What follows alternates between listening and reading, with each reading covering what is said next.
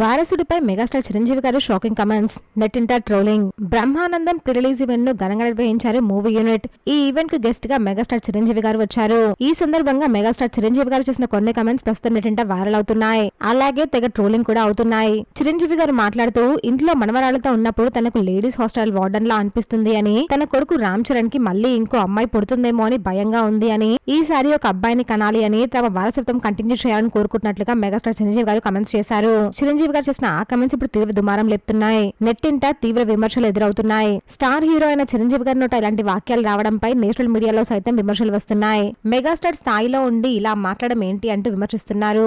2025లోని కూడా పురుషాధిక్యమే కోరుకుంటున్నారు అని మండిపడుతున్నారు. అయితే వారసుని కోరుకోవడంలో తప్పేముంది అంటూ మరికొందరు చిరంజీవి గారికి సపోర్ట్ చేస్తున్నారు.